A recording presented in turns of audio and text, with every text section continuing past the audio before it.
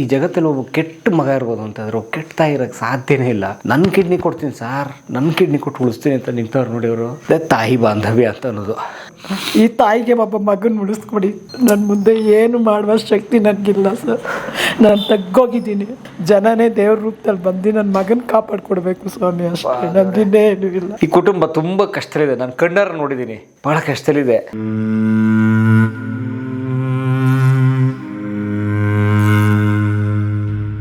ಸ್ನೇಹಿತರೆ, ಇದು ರಾತ್ರಿ 10:30 ಸ್ನೇಹಿತರೆ. ಈಗ ನಾವು ಮೈಸೂರಿನ ಯರಗನಹಳ್ಳಿ ಅಂತ ಇದು ಗ್ರಾಮ, ಇದು ಮೈಸೂರಿನ ಔಟ್ಸ್ಕರ್ಟ್. ಇದು ಈಗ ಡೆವಲಪ್ ಆಗ್ತಾ ಇದೆ. ಇಲ್ಲಿ ನಾನು ನಮ್ಮ ಗಿರೀಶ್ ಭಾಗ್ಯ TV ಅಂತ ಯೂಟ್ಯೂಬ್ ಚಾನಲ್ ನಡೆಸ್ತಾರಲ್ಲ ನಮ್ಮ ಸ್ನೇಹಿತರು, ನಾವಿಬ್ಬರು ಬೆಂಗಳೂರಿನಲ್ಲಿ ಒಂದು ಶೂಟಿಂಗ್ ಮುಗಿಸಿ ರಾತ್ರಿ 10 ಗಂಟೆಗೆ ಇಲ್ಲಿ ಯಾಕೆ ಬಂದಿದ್ದೀವಿ ಅಂದರೆ ಸ್ನೇಹಿತರೆ, ತುಂಬ ಕಷ್ಟದಲ್ಲಿರುವಂಥ ತಾಯಿ ಮಗನ ಒಂದು ಕತೆ ನಿಮ್ಗೆ ಹೇಳೋಕ್ಕೆ. 2 ಕಿಡ್ನಿ ಕಳ್ಕೊಡ್ರೋ ತನ್ನ ಮಗನ ಉಳಿಸ್ಕೊಳ್ಳೋಕೆ ಒಂದು ತಾಯಿ ಎಷ್ಟು ಒದ್ದಾಡ್ತಿದ್ದಾರೆ, ಎಷ್ಟು ನೋವು ತಿಂತಿದ್ದಾರೆ ಅಂತ ನಿಮ್ಗೆ ಹೇಳಬೇಕು. ಬನ್ನಿ ಅವ್ರ ಕತೆ ಕೇಳೋಣ, ದಯವಿಟ್ಟು ಬನ್ನಿ. ಸರ್, ನನ್ನ ಹೆಸರು ಕಮಲಾಕ್ಷಿ ಅಂತ. ಯಾವ? ನಾವು Rampur sir, Anoor taluk, Chamarajanagar district sir. ಏನು ಡ್ಯೂಟಿ ನಿಮ್ಮದು?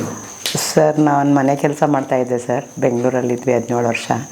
ಇವಾಗ ಇವನಿಗೆ ಕಿಡ್ನಿ ಪ್ರಾಬ್ಲಮ್ ಆದಾಗಿಂದ ಇಲ್ಲಿದ್ದೀವಿ ಸರ್. ನಿಮ್ಮ ಯಜಮಾನರು? ನಮ್ಮ ಯಜಮಾನರು ಇದ್ದಾರೆ ಸರ್. ಇವಾಗ ಅಲ್ಲಿ ಒಂದು ಸ್ವಲ್ಪ ಊರಿಗೆ ಹೋಗಿದ್ದಾರೆ. ಬರೋಕ್ಕೆ ಹೇಳಿದ್ದು ಬಂದಿಲ್ಲ ಸರ್. ಅವರು ಏನು ಮಾಡ್ತಾರೆ? ಅವರು ಇದು ಚುರುಮುರಿ ಗಾಡಿ ಮಾಡ್ತಾರೆ ಸರ್, ಚಿಕ್ಕದಾಗ ಕಡಲೆಪುರಿನಲ್ಲಿ ಚುರುಮುರಿ ಬೇಲ್ಪುರಿ ಅದು ಮಾಡ್ತಾರೆ ಸರ್. ಇಲ್ಲಿ ಕಾವೇರಿ ಹಾಸ್ಪಿಟ್ಲ್ ಹತ್ರ, ಮೈಸೂರಲ್ಲಿ ಸರ್. ಕುಟುಂಬದಿಂದೆಲ್ಲ ಏನಿಲ್ಲ ಸರ್, ಹಿಂಗೆ ನಾನು ಮನೆ ಕೆಲಸ ಮಾಡ್ತಾಯಿದ್ದೀನಿ, ಅವ್ರು ಅದೇ ಚುರುಮುರಿ ಮಾಡ್ತಾಯಿದ್ದಾರೆ ಸರ್. ಇವನು ಕಾರ್ ಓಡಿಸ್ತಾ ಇದ್ದ ಸರ್. ಇವಾಗ 1 ವರ್ಷ 2 ತಿಂಗಳಿಂದ ಇವನಿಗೆ ಕಿಡ್ನಿ ಪ್ರಾಬ್ಲಮ್ ಆಗಿ ಇವನು ಏನು ಕೆಲಸ ಮಾಡೋಕ್ಕೆ ಆಗ್ತಾ ಇಲ್ಲ ಸರ್. ನಾವು 2 ಮಕ್ಕಳು ಸರ್. ಇವನು ಮತ್ತು ನನ್ನ ಇನ್ನೊಂದು ಮಗಳು ಪ್ರೀತಿ. ಮದುವೆ ಮಾಡಿ ಮೊಮ್ಮಗನಿದ್ದಾನೆ ಸರ್ ಒಬ್ಬ. ಈಗ ಇವ್ರು ನಿಮ್ಗೆ ಏನಾಗಬೇಕು? ನನ್ನ ಮಗ ಸರ್, ಮುತ್ತುಕುಮಾರ್. ಇವ್ರು ಓದಿದೇನು? ಇವರು SLC ಓದಿದ್ದಾನೆ ಸರ್. ಡಿಪ್ಲೊಮಾ 1 ವರ್ಷ ಡಿಸ್ಕಂಟಿನ್ಯೂ ಸರ್, ಓದಿಲ್ಲ, ಬಿಟ್ಬಿಟ್ಟ. ಎಲ್ಲಿ ಓದಿದ್ರು? ಮೈಸೂರಲ್ಲಿ ಸೇರಿಸಿದ್ವಿ ಸರ್, CPC ಪಾಲಿಟೆಕ್ನಿಕಲ್ಲಿ. ಯಾಕೆ ಓದಲಿಲ್ಲ? ಅವಾಗ ಏನೋ ಅವ್ರಿಗೆ ಇಂಟ್ರೆಸ್ಟ್ ಇಲ್ಲದೆ ಓದಿಲ್ಲ ಸರ್, ಬಿಟ್ಬಿಟ್ಟು ಕೆಲಸ ಮಾಡಿದ್ರು. ಸ್ವಲ್ಪ ಮನೇಲಿ ತೊಂದರೆ ಇದೆ ಅಂತ 17 ವರ್ಷ ಹುಡುಗನಿಂದನೂ ಎಲ್ಲ ಕೆಲಸ ಮಾಡ್ತಾಯಿದ್ರು ಸರ್. ಒಂದು 10 ವರ್ಷ 12 ವರ್ಷ ಡ್ರೈವರಾಗಿ ಕೆಲಸ ಮಾಡ್ತಾಯಿದ್ದ. ಈಗೇನು ಪ್ರಾಬ್ಲಮ್ ಅವ್ರಿಗೆ? ಅದೇ ಸರ್, ಕಿಡ್ನಿ ಪ್ರಾಬ್ಲಮ್ಮು. ಅವ್ರಿಗೆ ಬಾಡಿನಲ್ಲಿ GBM ಅಂತ ಒಂದು ಡಿಸೀಸ್ ಸರ್. ಅದು ನಮಗೇನು ಸಿಂಟಮ್ಸೇ ಗೊತ್ತಾಗಿಲ್ಲ ಸರ್. ಚೆನ್ನಾಗೇ ಕಾರ್ ಓಡಿಸ್ಕೊಂಡು ಚೆನ್ನಾಗೇ ಇದ್ದ ಸರ್. ಮತ್ತು ಒಂದು ಸರಿ ಏನೋ ಒಂದು ಸ್ವಲ್ಪ ಊಟ ಮಾಡೋಕ್ಕಾಗಿಲ್ಲ, ಯಾಕೋ ಒಂಥರ ಸುಸ್ತಾದಂಗೆ ಆಗುತ್ತೆ ಅಂತ ಮನೇಲಿ ಬಂದು ಹೇಳಿದಾಗ ನಾವು ಬಂದು ಅಲ್ಲಿ ಚೆಕಪ್ ಮಾಡಿಸಿದಾಗ ಆ ಥರ ಹೇಳಿದ್ರು ಸರ್, ಕಿಡ್ನಿಯಲ್ಲಿ ಪ್ರಾಬ್ಲಮ್ ಇದೆ, ಒಂದು ಸರಿ ನೋಡೋಣ JSS ಅಡ್ಮಿಟ್ ಆಗಿ ಅಂತ ಅಡ್ಮಿಟ್ ಮಾಡಿದ್ರು ಸರ್ ಮೈಸೂರಲ್ಲಿ. ಇವ್ರಿಗೆ ಪ್ರಾಬ್ಲಮ್ ಇದೆ ಅಂತ ಗೊತ್ತಾಗಿದೆ ಅವಾಗ ಸರ್? March 10, 2025 sir.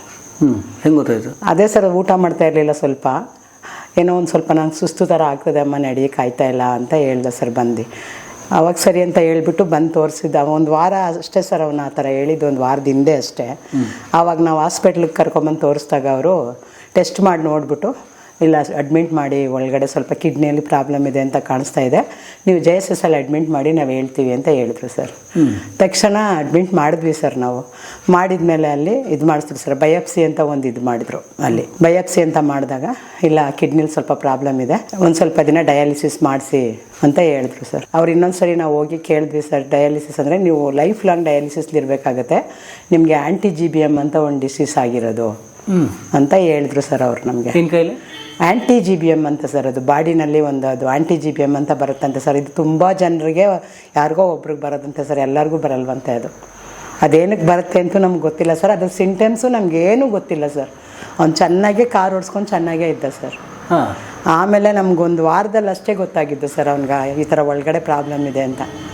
ಆಮೇಲೆ ನಾವು ಕಾವೇರಿನಲ್ಲಿ ಅಡ್ಮಿಟ್ ಮಾಡಿ 5 ಪ್ಲಾಸ್ಮಾ ಮಾಡಿಸ್ತೀವಿ ಸರ್. ಪ್ಲಾಸ್ಮಾ ಪ್ಯಾರಾಸಿಸ್ ಅಂತ 5 ಮಾಡಿಸ್ತೀವಿ. ಅದರಲ್ಲಿ ಕಿಡ್ನಿ ಸರೋಗ್ಬೋದಮ್ಮ ಅಂತ ಹೇಳಿ ನಮ್ಮ ಹತ್ರ ಮಾಡಿಸ್ತೀವಿ ಸರ್. ಅದು ನಮಗೆ ಸಕ್ಸಸ್ ಆಗಿಲ್ಲ ಸರ್. ಅದರಲ್ಲೂ ನಾವು ತುಂಬ ದುಡ್ಡು ಕಳ್ಕೊಂಡ್ವಿ. ಆಮೇಲೆ ಮತ್ತೆ 6 ತಿಂಗಳು ಚಿನ್ಮಯ ಹಾಸ್ಪಿಟ್ಲಲ್ಲಿ ಡಯಾಲಿಸಿಸ್ ಮಾಡಿಸ್ತೀವಿ ಸರ್. ಬೆಂಗಳೂರಿಗೆ ಕರ್ಕೊಂಡೋಗ್ಬಿಟ್ಟೆ, ಅಲ್ಲಿ ಮನೆ ಕೆಲಸ ಮಾಡಿಕೊಂಡು ಡಯಾಲಿಸಿಸ್ ಮಾಡಿಸ್ತಾಯಿದ್ದೆ ಸರ್. ಅಲ್ಲಿ ನಮ್ಮದೇ ಕಿಡ್ನಿ ಕೊಟ್ಟರು, ಸ್ವಲ್ಪ ಬೆಂಗಳೂರಲ್ಲಿ ಕಾಸ್ಟ್ಲಿ ಅಂತ ಹೇಳ್ತಾರೆ ಅಂತ ಮತ್ತೆ ಮೈಸೂರೇ ಆಯ್ಕೆ ಮಾಡ್ಕೊಂಡು ಇಲ್ಲಿ ಬಂದುಬಿಟ್ವಿ ಸರ್. ನಮ್ಮೂರಿಗೂ ಹತ್ರ ಆಗುತ್ತೆ. ನೀವು ಬೆಂಗಳೂರಲ್ಲಿದ್ರಾ? ನಾವು 17 ವರ್ಷ ಬೆಂಗಳೂರಲ್ಲಿ ಇದ್ದಿದ್ದು ಸರ್. ಯಾರ್ಯಾರು? ನಾನು, ಮಗ ಮತ್ತು ನಮ್ಮ ಮನೆಯವರು. ಮನೇಲಿ ಏನು ಮಾಡ್ತಾರಲ್ಲಿ? ಅವರು ಇದೆ ಸರ್, ಟೀ ಮಾಡ್ತಾಯಿದ್ರು ಸೈಕಲಲ್ಲಿ. ಇಲ್ಲಿ ಸೈಕಲ್ ಎತ್ಕೊಂಡು ಎಲ್ಲ ಕಡೆ ಟೀ ಮಾರೋದು ಸರ್ ಅವರು. HL ಮಾರ್ಕೆಟು ಅಲ್ಲೆಲ್ಲ ಟೀ ಮಾರ್ತಾಯಿದ್ರು ಸರ್ ಅವ್ರು, ಸೈಕಲಲ್ಲೇ ಫ್ಲಾಸ್ಕಲ್ಲಿ ಹಾಕ್ಕೊಂಡು. ಆಮೇಲೆ ಇಲ್ಲಿ ಬಂದಮೇಲೆ ಅಲ್ಲಿ ಆ ಬಿಸ್ನೆಸ್ ಇಲ್ಲಿ ನಡೆಯಲ್ಲ ಸರ್, ಅದಕ್ಕೆ ಚುರುಮುರಿ ಗಾಡಿ ಹಾಕ್ಕೊಂಡಿದ್ದೀವಿ ಸರ್. ಆದರೆ ಯಾಕೆ ಬಂತು ಈ ಕಾಯಿಲೆ ಅವ್ರಿಗೆ? ಗೊತ್ತಿಲ್ಲ ಸರ್, ಅದು ನಮ್ಗೆ ಇನ್ನೂವರೆಗೂ ಗೊತ್ತಾಗಿಲ್ಲ ಸರ್. ಟ್ರಾನ್ಸ್ಪ್ಲಾಂಟ್ ಬೇಡಮ್ಮ, ಕಷ್ಟ ಇದೆ, ಲೈಫ್ ಲಾಂಗ್ ಅವ್ರು ಇರಲಿ ಅಂದರು. ಆದರೆ ಅದು ಮಾಡ್ಸೋಕ್ಕಾಗಲ್ಲ ಸರ್. ನಾವು ತಿಂಗಳಿಗೆ 30,000 ಬೇಕು ಸರ್ ಡಯಾಲಿಸಿಸ್ ಮಾಡ್ಸೋಕ್ಕೆ. ಗೌರ್ಮೆಂಟ್ ಹಾಸ್ಪಿಟ್ಲಲ್ಲಿ ಮಾಡಿಸಿದ್ರೆ 1 ತಿಂಗಳಲ್ಲೆಲ್ಲ ತುಂಬ ಸೀರಿಯಸ್ ಆಗಿಬಿಡ್ತಾನೆ ಸರ್. ಮತ್ತೆ ICUಗೆ ಹೋಗ್ತಾನೆ, ICUನಲ್ಲಿ 1 ಲಕ್ಷ 2 ಲಕ್ಷ ಕಟ್ಟಕ್ಕೆ ಹೇಳ್ತಾರೆ ಸರ್. ನಮ್ಗೆ ಆಗಲ್ಲ. ಅದಕ್ಕೇ ನಾನೇ ಕೊಟ್ಬಿಡೋಣ ಅಂತ ಹೇಳ್ಬಿಟ್ಟು ಮನಸ್ಫೂರ್ತಿ ಒಪ್ಕೊಂಡು ನಾನೇ ಕೊಡ್ತಾಯಿದ್ದೀನಿ ಸರ್ ಕಿಡ್ನಿನ. ಈಗ ನೀವು ಅವ್ರು ಕಿಡ್ನಿ ಕೊಡ್ತಾಯಿದ್ದೀರಾ? ಹೌದು ಸರ್. ಹೋಗ್ರಿ 2 ಕಿಡ್ನಿ ನೋಡ್ಕಾಗ್ತಿಲ್ಲ? 2 ಕಿಡ್ನಿನೂ ಹೋಯ್ತು ಸರ್, 2 ಫೇಲ್ಯೂರ್ ಆಗೋಯ್ತು ಸರ್. ಇವನಿಗೆ ನಾನೇ ಇವಾಗ ಕಿಡ್ನಿ ಕೊಡೋಕ್ಕೆ ನಾನೇ ಒಪ್ಕೊಂಡು ಎಲ್ಲ ಆಗಿದೆ ಸರ್. 11ಕ್ಕೆ ಆಪ್ರೇಷನ್ ಇದೆ ಸರ್. 10ಗೆ ಬಂದು ಅಡ್ಮಿಟ್ ಆಗಿ 11ಗೆ ಆಪ್ರೇಷನ್ ಇದೆ ಸರ್. ಎಲ್ಲಿ? ಅಪೋಲೋ ಮೈಸೂರಲ್ಲಿ ಸರ್. ಅಲ್ಲಲ್ಲ, ನೀವು ಕಿಡ್ನಿ ಕೊಟ್ಟರೆ ಸರ್ ಹೋಗುತ್ತಾ? ಹಾಂ ಸರ್ ಹೋಗುತ್ತೆ ಅಂತ ಹೇಳಿದ್ದಾರೆ ಸರ್ ಡಾಕ್ಟ್ರು. 1 ಕಿಡ್ನಿ ಅವನಿಗೆ ಕೊಟ್ಟರೆ ಈ ಡಯಾಲಿಸಿಸ್ ಅವಶ್ಯಕತೆ ಇಲ್ಲ ಅಂತ ಹೇಳಿದ್ದಾರೆ ಸರ್. ಅದಕ್ಕೋಸ್ಕರ ಕೊಡ್ತಾಯಿದ್ದೀನಿ ಸರ್. ನಮ್ಮದೇ ಕೊಡ್ತೀನಿ ಸರ್. ಅದು ನಿಮಗೇನು ಪ್ರಾಬ್ಲಮ್ ಆಗಲ್ವಾ? ಏನೂ ಆಗಲ್ಲ ಸರ್. ಒಂದ್ಲಿ ಇದ್ದಾರೆ ಸರ್, ಎಲ್ಲ ಕಡೆ ಕೊಟ್ಟಿದ್ದಾರೆ, ಎಲ್ಲ ನೋಡಿದ್ದೀವಿ. ಡಾಕ್ಟ್ರು ಹೇಳಿದ್ದಾರೆ ಸರ್ ಕೊಡಿ, ಏನೂ ಆಗಲ್ಲ ನಿಮಗೆ ಅಂತ, ಅದಕ್ಕೆ ಕೊಡ್ತಾಯಿದ್ದೀನಿ ಸರ್. ಈಗ ನಿಮ್ಮ ಕಿಡ್ನಿ ಪಕ್ಕ ಮ್ಯಾಚ್ ಆಗಿದೆ ಸರ್. ಒಂದೇ ಬ್ಲಡ್ ಗ್ರೂಪ್ ಸರ್. ನಂದು O ಪಾಸಿಟಿವ್, ಅವನದು O ಪಾಸಿಟಿವ್ ಸರ್. ಅಣ್ಣ ಎಷ್ಟು ನಿಮ್ಗೆ ಏಜು? ಅಣ್ಣ 34. ಮದುವೆ ಇನ್ನೂ ಆಗಿಲ್ಲ. ಯಾಕಾಗಿಲ್ಲ? ಇಲ್ಲ, ಹಿಂಗೆ 27 ಇಯರ್ಸಲ್ಲಿ ಹುಡುಗಿ ಹುಡ್ಕೊಂಡು ಚೆಕ್ ಮಾಡಿದ್ವಿ. ಬಟ್ ಆಮೇಲೆ ಲಾಕ್ಡೌನ್ ಆಯಿತು. ಮತ್ತು ಅದೇ ಥರ ಎಲ್ಲ ಊರಿಗೆ ಹೋದ್ವಿ. ಮತ್ತು ಬಂದ್ವಿ. ಡ್ರೈವರು ಸುಮಾರು ಹುಡುಗಿನ ನೋಡಿದ್ವಿ. ಡ್ರೈವರು ಆಸ್ತಿ ಇಲ್ಲ, ಹಂಗೆ ಹಿಂಗೆ ಅಂತ ಅದು ಸೆಟ್ ಆಗಲಿಲ್ಲ ಯಾವುದೂ. ಆಮೇಲೆ ಹಿಂಗೆ ಒಂದು 1 ಇಯರ್ ಬ್ಯಾಕಿಂದ ಈ ಥರ ಪ್ರಾಬ್ಲಮ್ ಆದಾಗ ಆ ಥರ ಎಲ್ಲ ಕೈ ಬಿಟ್ಬಿಟ್ವಿ ಸರ್. ಹುಡುಗಿ ನೋಡೋದಲ್ಲ ಏನೂ ಇಲ್ಲ ಈಗ. ಸದ್ಯಕ್ಕೆ ಹೆಲ್ತ್ ನೋಡೋಣ ಅಂದ್ಬಿಟ್ಟು ಇದಾಗ್ಬಿಟ್ಟು. ಬಟ್ ಯಾಕೆ ಹಿಂಗಾಯ್ತು ಸರ್ ನಿಮಗೆ? ಸರ್ ಅದು ಐಡಿಯಾ ಇಲ್ಲ. ಡಾಕ್ಟ್ರನ್ನ ಕೇಳಿದ್ದಕ್ಕೆ ಅದು ಆಂಟಿಬಾಡೀಸು ನಿಮ್ಮ ಇಮ್ಯುನಿಟಿ ಜಾಸ್ತಿ ಆಗಿ ಅದು ನಿಮ್ಮ ಕಿಡ್ನಿನೇ ಡ್ಯಾಮೇಜ್ ಮಾಡಿಬಿಟ್ಟಿದೆ ಅಂತ ಹೇಳಿದ್ರು. ಅದು ಆಂಟಿಬಾಡೀಸು ಯಾವುದೋ ಒಂದು 100ಕ್ಕೆ ಒಬ್ರಿಗೆ ಬರೋದದು, ಅದು ನಿಮಗೆ ಬಂದುಬಿಟ್ಟಿದೆ ಅಂತ ಹೇಳಿದ್ರು ಸರ್. ನಮ್ಮ ಸಿಂಟಮ್ಸ್ ಏನು ಇರಲಿಲ್ಲ. ಒಂದು ಲಾಸ್ಟ್ ನಾವು ಚೆಕ್ ಮಾಡೋಕ್ಕೆ ಒಂದು 2-3 ತಿಂಗಳ ಮುಂಚೆ ಯೂರಿನ್ ಕಮ್ಮಿ ಆಗ್ತಿತ್ತು. ಬಟ್ ನಾನು ಅದು ಅಷ್ಟು ನನ್ನ ಈಟು, ನಾನು ಗಾಡಿ ಓಡಿಸ್ತಿರ್ತೀನಲ್ಲ, ಸೊ ನಾನು ನೀರು ಕಮ್ಮಿ ಕುಡಿತೀನಿ, ಈಟು ಅದಕ್ಕೋಗಿ ಕಮ್ಮಿ ಆಗಿದೆ ಅಂತ ನೆಗ್ಲೆಕ್ಟ್ ಮಾಡಿಬಿಟ್ಟೆ. ಬಟ್ ಅದು ಫೈನಲ್ ಅಲ್ಲಿ ಹೋಗಿ ಚೆಕ್ ಮಾಡಿದಾಗ ಯೂರಿನಲ್ಲಿ ಬ್ಲಡ್ ಸ್ಲೇಲ್ಸ್ ಹೋಗ್ತಾಯಿದೆ ಅಂದ್ಬಿಟ್ಟು ಆಮೇಲೆ ಬಯಾಪ್ಸಿ ಮಾಡಿಸಿ ಈ ಥರ GBM ಅಂತ ನಿಮಗೆ ಡಿಸೀಸ್ ಇದೆ ಅಂತ ಹೇಳಿದ್ರು. ಹಾಂ ಸರ್, ಅದು ಚೆಕ್ ಮಾಡಿ ಹೇಳಿದ್ರು. ಗೊತ್ತಾಗಿಲ್ಲ ಸರ್. ಸಿಂಟಮ್ಸ್ ಏನಿರಲಿಲ್ಲ ಸರ್. ಯೂರಿನ್ ಕಮ್ಮಿ ಆಗ್ತಿತ್ತು. ನಾನು ಒಂದು ಸರಿ ಸ್ನಾನ ಮಾಮೂಲಿ ಬೆಳಗ್ಗೆ ಎದ್ದು ನಂದು ಫಸ್ಟ್ ಮುಗಿಸಿದ್ರೆ ನಾನು ಮತ್ತೆ ಎಲ್ಲ ಕೆಲಸ ಮುಗಿಸ್ಕೊಂಡು ನೈಟ್ ಬರೋವರೆಗೂ 1 ಸರಿ 2 ಸರಿ ಅಷ್ಟೇ. ಅದು ಬೆಂಗಳೂರು ಸಿಟಿಲಿ ನಾನು ಗಾಡಿ ಓಡಿಸ್ಬೇಕಾದ್ರೆ 1 ಸರಿ 2 ಸರಿ ಮಾತ್ರ ಹೋಗ್ತಿದ್ದದು. ನಾನು ಅಷ್ಟು ಇದು ಮಾಡಿ ನಾನು ಈಟು ಅದರಿಂದ ಎಲ್ಲೋ ಬರ್ತಿದ್ದೆ ಅನ್ನೋ ಥರ ನೆಗ್ಲಿಜೆನ್ಸಿ ಮಾಡಿಬಿಟ್ಟದು. ಈಗ 2 ಕಿಡ್ನಿ ಹೋಗಿದ್ದೆ. 2 ಕಿಡ್ನಿ. ಡ್ರಿಂಕಿಂಗ್ ಹ್ಯಾಬಿಟ್ ಏನಾದ್ರು ಸರ್ ಇತ್ತು. ನಾನು ನಾರ್ಮಲ್ ಅಂದರೆ ಯಾವಾಗಲಾದ್ರು ಮಾಡ್ತಿದ್ದೆ ಡ್ರಿಂಕು ಸ್ಮೋಕ್ ಇತ್ತು. ಬಟ್ ನಾನು ಡಾಕ್ಟ್ರ್ ಹತ್ರ ಹೋಗಿ ಕೇಳಿದಾಗ ಅದ್ರದ್ದೇನು ಪ್ರಾಬ್ಲಮ್ ಇಲ್ಲಪ್ಪ, GBM ಅಂತ ಬಂದಿರೋದು ನಿನಗೆ, ಅದ್ರದ್ದು ಇದು ಜಾಸ್ತಿ ಮೇಜರ್ ಪ್ರಾಬ್ಲಮ್ ಆಗಿರೋದು ಇದು ಅಂತ ಹೇಳಿದ್ರು. ಹೌದಾ? ನಿಮ್ದು ಅರೇಂಜ್ ಮ್ಯಾರೇಜಾ? ಹ್ಞೂ ಸರ್. ನಮಗೆ ಅವರು ನಮ್ಮ ತಾಯಿಗೆ ತಮ್ಮನೇ ಆಗಬೇಕು ಸರ್, ಚಿಕ್ಕಮ್ಮನ ಮಗ. Arrange marriage sir. ಅವರು ಹ್ಯಾಂಡಿಕ್ಯಾಪ್ಟ್ ಸರ್. ಅವ್ರಿಗೂ ಹ್ಯಾಂಡಿಕ್ಯಾಪ್ಟ್ ಪೆನ್ಷನ್ ಬರುತ್ತೆ ಸರ್. ಹೌದು ಸರ್. ಪೋಲಿಯೋ ಆಗಿ 1 ಕಾಲು ಏನು ಮಾಡೋಕ್ಕಾಗಲ್ಲ ಸರ್. ಒಂದು ಸ್ಟಿಕ್ ಇದರಲ್ಲಿ ನಡಿಬೇಕು. ಅದರಲ್ಲಿ ಹೆಂಗೋ ಒಂದು ಸ್ವಲ್ಪ ನಮ್ಗೆ ಇವಾಗ ಕಷ್ಟ ಇದೆ ಅಂತ ಅಂದ್ಬಿಟ್ಟು ಗಾಡಿ ತಳ್ಕೊಂಡು ಒಂದು ಕಡೆ ನಿಲ್ಲಿಸ್ಕೊಡ್ತೀನಿ ಸರ್. ಅವ್ರು ಹೋಗಿ ವ್ಯಾಪಾರ ಮಾಡ್ಕೊಂಡು ಬರ್ತಾಯಿದ್ದಾರೆ ಸರ್. ಅವ್ರು ಫಸ್ಟಿಂದನೂ ಪೋಲಿಯೋ ಅಂದರೆ ಫಸ್ಟಿಂದನೇ ಸಣ್ಣ ಮಗುವಿಂದನೂ ಹಂಗೆ ಸರ್ ಅವರು. ಹೌದು ಸರ್. ಏನು ಮಾಡೋದು ಸರ್ ಪರಿಸ್ಥಿತಿ? ಏನು ಮಾಡೋಕ್ಕಾಗಲ್ಲ ಸರ್, ಹಿಂಗೆ ಇದ್ದೀವಿ. ಇವಾಗ ಆಪ್ರೇಷನ್ ಆದಮೇಲೆ ದೇವ್ರು ಏನು ಮಾಡ್ತಾನೆ ನೋಡಬೇಕು ಸರ್. ಇನ್ನು ನಾವು ತುಂಬ ಜನ ಕೇಳಿದ್ದೀವಿ. ಈಗ ನಿಮಗೂ ಕೇಳ್ತಾ ಇದ್ದಾರೆ, ಕೇಳಿದ್ದೀವಿ ಸರ್. ನೋಡಿ ಸ್ವಲ್ಪ ಏನೋ ನಮ್ಮ ಕುಟುಂಬದಲ್ಲಿ ನನ್ನ ಮಗನ ಮುಗಿಸ್ಕೊಡ್ಬೇಕು ಸರ್, ಅಷ್ಟೇ. ಏನೋ ಒಂದು ಹೆಲ್ಪ್ ಮಾಡಿ. ನನಗೀಗ ಯಾವುದೇ ಥರನೂ ನನ್ನ ಮನೆ ಇದು ಮಾಡುವಷ್ಟು ಶಕ್ತಿ ನನಗಿಲ್ಲ ಸರ್. ಹಿಂಗೆ ಎಲ್ಲ ಕಡೆ ನಾವು ಎಲ್ಲ ಕಡೆ ವೀಡಿಯೋದಲ್ಲಿ ಇದರಲ್ಲಿ ಎಲ್ಲರಿಗೂ ಕೇಳ್ತಾ ಇದ್ದೀವಿ ಸರ್, ಗೊತ್ತಿರೋರಿಗೆಲ್ಲ. ಇನ್ನೂ ಸ್ವಲ್ಪ ಕೊಡ್ತಾಯಿದ್ದಾರೆ. 10 ಲಕ್ಷ ಹೊಂಚ್ಬೇಕಲ್ವ ಸರ್ ನಾವು. ಅದಕ್ಕೆ ಸ್ವಲ್ಪ ಲೇಟ್ ಆಯ್ತಾಯಿದೆ ಸರ್. ಯಾಕೆ ಬೇಕು 10 ಲಕ್ಷ? ಏನು 10 ಲಕ್ಷ? ಟ್ರಾನ್ಸ್ಪ್ಲಾಂಟ್ಗೆ 10 ಲಕ್ಷ ಬೇಕು ಸರ್. ಇವಾಗ ನನ್ನ ಕಿಡ್ನಿ ತೆಗೆದು ಅವ್ನಿಗೆ ಹಾಕೋಕ್ಕೆ 10 ಲಕ್ಷ ಬೇಕು ಸರ್. ಓ, ಅದು ಅಪೋಲೋದಲ್ಲಿ ಅಪೋಲೋದಲ್ಲಿ ಸರ್ ಅಂತ ಹೇಳಿದ್ದಾರೆ. ಹೌದು ಸರ್. ಅದು ಎಲ್ಲೂ ಬೇರೆ ಕಡೆ ಕಮ್ಮಿ ಆಗಲ್ವಾ ಅಥವಾ ಗೌರ್ಮೆಂಟಲ್ಲಿ ಆಗಲ್ವಾ?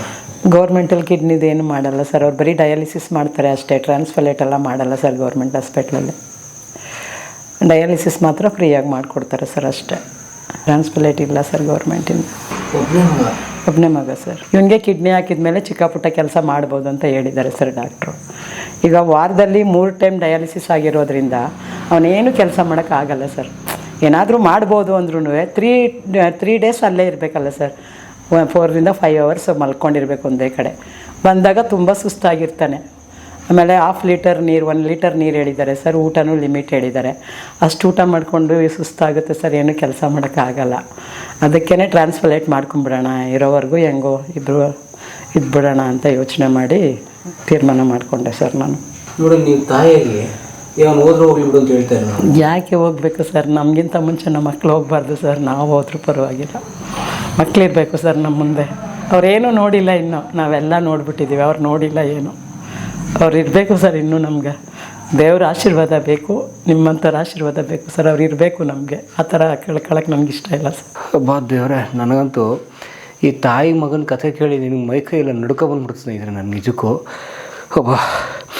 ಒಬ್ಬ ತಾಯಿ ಒಂದು ಮಗುನ ಹೊತ್ತು ಹೆರ್ತಾಳೆ, ಜನ್ಮ ಕೊಡ್ತಾಳೆ. ಆ ಹೊಟ್ಟೆ ಒಳಗೆ 9 ತಿಂಗಳು ಇಟ್ಕೊಂಡು ಆ ಮಗುಗೆ ಎಲ್ಲ ಅಂಗಾಂಗಗಳು ಸರಿಯಾಗಿ ಬೆಳೆಯೋ ಹಾಗೆ ಮಾಡಿ ಈ ಭೂಮಿ ಮೇಲೆ ತಂದು ಆ ಮಗು ಹತ್ತಾಗ ಹಾಲು ಕೊಡ್ತಾಳೆ. ಬಿದ್ದಾಗ ಇರ್ತಾಳೆ, ಅಯ್ಯೋ ನನ್ನ ಮಗನೇ ಅಂತ ಕಾಪಾಡ್ತಾಳೆ. ಹೆಣ್ಣಾಗಲಿ ಹೆಣ್ಮಗು ಆಗಲಿ ಗಂಡು ಮಗು ಆಗಲಿ. ನೋಡಿ, ಒಂದೇ ಹೆಣ್ಮಗಳು ಒಂದೇ ಗಂಡು ಮಗು ಅವ್ರಿಗೆ ಪಾಪ ತಾಯಿಗೆ. ನಿಮ್ಮ ಹೆಸರು ಏನಂದ್ರಕ್ಕ? ಕಮಲಾಕ್ಷಿ ಅವ್ರಿಗೆ ಪಾಪ. ಅವ್ರು ರಾಮಪುರದವರು. ಇಲ್ಲಿ ಹನ್ನೂರು ತಾವು ಬರ್ತದೆ ರಾಮಪುರ. ವೀರಪ್ಪನ ಒಂದ್ಸಲ ರಾಮಪುರ ಪೊಲೀಸ್ ಸ್ಟೇಷನ್ ಅಟ್ಯಾಕ್ ಮಾಡಿದ್ದಾನೆ. ಆ ಊರಿನವ್ರು, ನಾ ಊರಿಗೆಲ್ಲ ಹೋಗಿದ್ದೀನಿ. ಪಾಪ ಕಮಲಾಕ್ಷಿ ಅವ್ರು ಎಂಥ ಕಡು ಬಡವರು. ಅವ್ರಿಗೆ ಏನು ದಾರಿನೇ ಇಲ್ಲ. ಅವ್ರಿಗೆ ಕಷ್ಟಪಟ್ಟು ಅವ್ರ ಗಂಡನ ಪಾಪ ಏನೋ ಕಾಲು ಸಮಸ್ಯೆ ಏನಿದೆ ಅವ್ರಿಗೆ, ಪೋಲಿಯೋನಾಗಿ ಅವ್ರಿಗೆ ವಿಶೇಷ ಚೇತನರು. ಆ ಒದ್ದಾಟದಲ್ಲಿ ಅವ್ರು ಹೋಗಿಲ್ಲ. ಚಿರುಮುರಿ ಕಳ್ಳಬುರಿ ಇತ್ಯಾದಿ ಮಾರಿಯವರು. ಸಣ್ಣ ಪುಟ್ಟ ಒಂದು ದಿನಕ್ಕೆ ಒಂದು 100 ರೂಪಾಯಿ ದುಡ್ಡು ಹೆಚ್ಚವರು. ಈ ಜೀವನ ನಡ್ಸೋಕೆ ಒದ್ದಾಡ್ತಾರೆ ಅವರು. ದೇವ್ರು ಎಂಥ ಕಷ್ಟ ಕೊಟ್ಟರು ನೋಡಿ ಅವ್ರು ಪಾಪ ಅವ್ರಿಗೆ.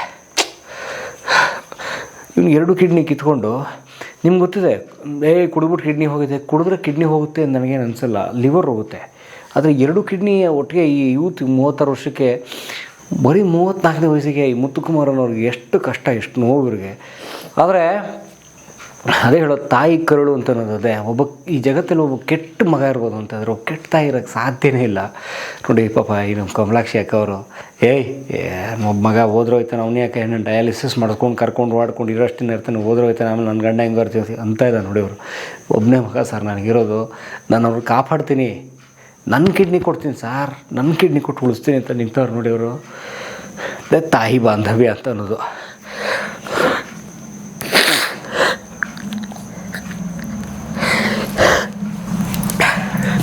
ಕ್ಷಮಿಸಿ, ಐ ಆಮ್ ಸಾರಿ. ನಾನು ನಿಮ್ಮಲ್ಲಿ ಕೈ ಮುಗಿ ಕೇಳ್ಕೊತೀನಿ, ದಯವಿಟ್ಟು ನಿಮ್ಮಲ್ಲಿ ಉದಾರವಾದಂಥ ಕೆಲಸ ಮಾಡೋಂಥ, ದುಡ್ಡಿಟ್ಕೊಂಡು, ತುಂಬ ಅಲ್ಲದೆ ಇರೋ ಸ್ವಲ್ಪ ದುಡ್ಡಿಟ್ಕೊಂಡು ನಾನು ಯಾರು ನಿಜಕ್ಕೂ ಕಷ್ಟದಿರೋ ಕೊಡಬೇಕು ಅಂತ ಅನ್ನಿಸ್ಕೊಳ್ಳೋ ಭಾಳ ಜನ ಇದ್ದೀರಿ. ಅಂಥವ್ರು ಈ ಕುಟುಂಬ ತುಂಬ ಕಷ್ಟದಲ್ಲಿದೆ. ನಾನು ಕಣ್ಣಾರ ನೋಡಿದ್ದೀನಿ, ಭಾಳ ಕಷ್ಟದಲ್ಲಿದೆ. ಅವರು ಉಳಿದ್ರೆ ಅವ್ರಿಗಲ್ದಿರಿ ತಾಯಿಗೋಸ್ಕರ, ಅವ್ರು ಉಳಿದ್ರೆ ಈ ತಾಯಿ ಉಳಿತಾರೆ. ನಿಮ್ಗೆ ಗೊತ್ತಿದೆ, ಪುತ್ರ ಶೋಕಂ ನಿರಂತರಂ ಅಂತ. ಅವ್ನಿಗೆ ಏನಾರು ಹೆಚ್ಚು ಕಮ್ಮಿ ಆಗ್ಬಿಟ್ಟು ಅವ್ನು ಕಷ್ಟ ಆದರೆ ಪಾಪ ಈ ತಾಯಿ ಉಳಿಯಲ್ಲ. ನನಗೆ ಅವ್ನಿಗಿಂತಲೂ ಇವ್ರು ಭಾಳ ದೊಡ್ಡವ್ರು ಕಾಣ್ತಿದ್ದಾರೆ. ಹಾಗಾಗಿ ದಯವಿಟ್ಟು ನಾನು ನಿಮ್ಗೆ ಕೇಳ್ಕೊತೀನಿ, ಕಾಲು ಮುಗಿದು ಕೇಳ್ಕೊತೀನಿ, ಕೈ ಮುಗಿದು ಕೇಳ್ಕೊತೀನಿ, ನಿಮ್ಮ ತಲೆ ಮುಗಿಸಿ ಕೇಳ್ಕೊತೀನಿ. ಇವ್ರದ್ದು ಡೀಟೇಲ್ಸನ್ನು ಹಾಕಿದ್ದೀನಿ, PhonePe number, UPI number, account details ಎಲ್ಲ ಡಿಸ್ಕ್ರಿಪ್ಷನಲ್ಲೂ ಇದೆ, ಈ ವಿಡಿಯೋ ಮೇಲೂ ಬರ್ತಾಯಿದೆ. ದಯವಿಟ್ಟು ನಿಮ್ಮ ಕಷ್ಟಕ್ಕೆ ನಿಮ್ಗೆ ಅನಿಸಿದ್ದನ್ನು ಹಾಕಿ. ಇವ್ರು ಉಳೀಲಿ. ಇವ್ರಿಗೆ ಏನಾಯಿತು ಫಾಲೋ ಅಪ್ ಮಾಡಿ ನಿಮ್ಮ ವಿಡಿಯೋ ತಲುಪಿಸೋ ಜವಾಬ್ದಾರಿ ನಂದು. ಇವ್ರು ಚಿಕಿತ್ಸೆ ವಿವರ ತಲುಪಿಸೋ ವಿವರ ಜವಾಬ್ದಾರಿ ನಂದು ಅಂತ ಕೇಳ್ಕೊತೀನಿ. ಹಾಗಾಗಿ ಇಷ್ಟು ಮಾಡ್ಬೋದು ನನ್ನ ಕಡೆಯಿಂದ ನಾನು. ಸರಿ ಸರ್, ಈ ತಾಯಿಗೆ ಒಬ್ಬ ಮಗನ ಉಳಿಸ್ಕೊಡಿ ಅಂತ ಕೇಳ್ತೀನಿ ಸರ್. ಅಷ್ಟು ಬಿಟ್ಟರೆ ಬೇರೆ ಕೇಳುವಷ್ಟು ಶಕ್ತಿ ದೇವರು ನನಗೆ ಕೊಟ್ಟಿಲ್ಲ ಸರ್. ಅಷ್ಟೇ, ನನ್ನ ಮುಂದೆ ಏನು ಮಾಡುವಷ್ಟು ಶಕ್ತಿ ನನಗಿಲ್ಲ ಸರ್. ನಾನು ತಗ್ಗೋಗಿದ್ದೀನಿ. ಭಗವಂತ ಏನೋ ಜನಗಳು ದೇವ್ರು ನೋಡಿರಲ್ಲ ಸರ್, ಜನನೇ ದೇವ್ರ ರೂಪದಲ್ಲಿ ಬಂದು ನನ್ನ ಮಗನ ಕಾಪಾಡ್ಕೊಡ್ಬೇಕು ಸ್ವಾಮಿ. ಅಷ್ಟೇ, ಏನೂ ಇಲ್ಲ. ನಿಜಕ್ಕೂ ತಾಯಿ ಅಂದರೆ ನಿಜಕ್ಕೂ ಗ್ರೇಟ್ ಬಿಡ್ರಿ. ಸಿನಿಮಾದಲ್ಲಿ ನೋಡೋದಲ್ಲ, ತಾಯಿನೇ, ತಾಯಿ ಕರಳೆ ಏನು ಒದ್ದಾಡ್ತಿದೆ ತಾಯಿ ಒಂದು ಮಗುಗೋಸ್ಕರ. ನನಗೆ ಇವ್ರನ್ನ ಪರಿಚಯ ಮಾಡಿಸಿದ್ದು ಗಿರೀಶ್. ಇವ್ರು ನೀವು ನೋಡಿದಿರಿ, ಗಿರೀಶು ಭಾಗ್ಯ TV ಅಂತ ಅವ್ರದ್ದು ಯೂಟ್ಯೂಬ್ ಪೇಜ್ ಇದೆ, ನಮ್ಮ ಗೆಳೆಯರವರು. ಪರಂ ನಂಗೆ ಇಷ್ಟು ಕಷ್ಟ ಇದೆ ಅಂತಂದರು. ನಾನು ಸುಮ್ಮನೆ ಹೇಳ್ತಾ ಇಲ್ಲ. ನೋಡಿ ನನ್ನ ಮೊಬೈಲಲ್ಲಿ ನೋಡಿ, ರವಿ ಅವರು ತೋರಿಸಿ ಅವ್ರಿಗೆ ಟೈಮ್ ಎಷ್ಟೀಗ ನೋಡಿ. ಈಗ ರಾತ್ರಿ 10 ಗಂಟೆ ನಾನೊಂದು ಶೂಟಿಂಗ್ ಮುಗಿಸ್ಕೊಂಡು ನಾನು ಬೆಂಗಳೂರಿಂದ ಹೊರಟು ಮೈಸೂರಿಗೆ ಬಂದು ಈಗ ಇವರು ಮಾತಾಡ್ಸ್ಕೊಂಡು ಹೋಗಲೇಬೇಕು, ಕಷ್ಟದಲ್ಲಿದ್ದಾರೆ. ಯಾವತ್ತು ನಿಮ್ಮ ಆಪ್ರೇಷನ್ ಇರೋದು? 10ನೇ ತಾರೀಕು ಹೋಗಿ 11ನೇ ತಾರೀಕು ಆಪ್ರೇಷನ್ ಇದೆ ನಾಡ್ದು. ಹಾಂ, ಈಗ ನೆಕ್ಸ್ಟ್ ಇನ್ನೊಂದು 2-3 ದಿನ ಇದೆ ಅಷ್ಟೇ ಅವ್ರ ಆಪ್ರೇಷನ್ಗೆ. ದಯವಿಟ್ಟು ಅವ್ರಿಗೆ ಉದಾರವಾಗಿ ಹಣ ಕೊಡಿ ಅಂತ ನಾನು ಕೇಳ್ತೀನಿ. ಕೇಳಿದಾಗ ಅಯ್ಯೋ ಗಿರೀಶ್ ಅವರೇ ಫಸ್ಟ್ ಬನ್ನಿ ಅಂತೇಳಿ ಕರ್ಕೊಂಬಂದು ಮೈಸೂರಲ್ಲಿ ಏನು ಮಾತಾಡಿದ್ರೆ, ಇಂಥ ಪುಣ್ಯದ ಕೆಲಸ ಮಾಡಿದ್ದಕ್ಕೆ ಅವಕಾಶ ಕೊಟ್ಟು ನೀವು ಕೈ ಎತ್ತು ಮುಗಿದ್ರಿ. ನನಗೆ ನಿಜವಾಗ್ಲೂ ನಿಮ್ಮ ಪಾದ ಮುಟ್ಟು ನಮಸ್ಕಾರ ಮಾಡಬೇಕು ಅನಿಸುತ್ತೆ ಪರಮ್ ಅವರೇ. ಏನಾಗುತ್ತೋ ಬೇರೆ ಪ್ರಶ್ನೆ, ಆದರೆ ಈ ರೀತಿ ಒಂದು ಬೆನ್ನೆಲುಬಾಗಿ ನಿಂತಿದ್ದಕ್ಕೆ ನಾನು ನಿಮಗೆ ಮತ್ತು ಕಲಾ ಮಾಧ್ಯಮದ ಎಲ್ಲ ವೀಕ್ಷಕರಿಗೂ ಕೈ ಮುಗಿದು ಕೇಳ್ಕೊತೀನಿ.